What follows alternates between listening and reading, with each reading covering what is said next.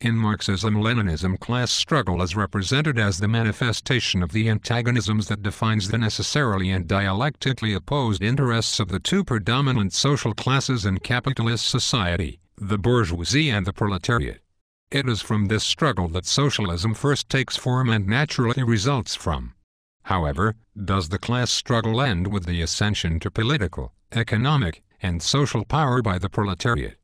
Joseph Stalin, history's most important revolutionary socialist and prolific theorist of Marxist-Leninist scientific socialism, correctly posited that the class struggle not only continues under socialism, but is aggravated to new levels.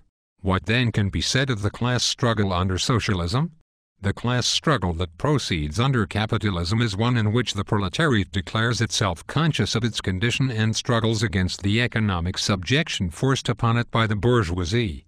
The nature of wage labor that makes it so insidious in the eyes of the proletariat essentially plants the seed for inevitable revolution. This can be said to be the essence of class struggle in general. Socialism, as understood by the revolutionary proletariat, does not mean the election of a socialist party or platform. Likewise, it does not mean the process of nationalization of certain industries on behalf of the bourgeois state, either. Socialism then should be best understood as the ascension of complete political and economic power in the hands of the proletariat. By consolidating state power in its own hands, the proletariat assumes full control of the means of repression, embodied in the state itself, and continues his struggle against the class enemies. Since socialism is not merely the process of nationalization, but rather this transition, the proletariat, through the vanguard party, uses the state for engineering society towards its historically necessitated path, socialism. Thus, socialism is defined by the process of the eradication of the system of private ownership of the means of production, and in its wake the construction of a new system of social organization based on the principle of, from each according to his ability, to each according to his work. This becomes evident through the aggravation of class struggle under socialism. After all, revolution is in itself the most authoritarian act one could possibly pursue. By its definition, revolution is the imposition of one's will over that of another. In the case of socialism, the will of the proletariat over that of the bourgeoisie. The transition to socialism leaves the infrastructure of the bourgeois state intact, but transcends it. The state is but a useful tool towards the ultimate end of total domination of the working class. The state, when used for its natural purpose of class domination and oppression, is in turn utilized against its former occupants, the bourgeoisie.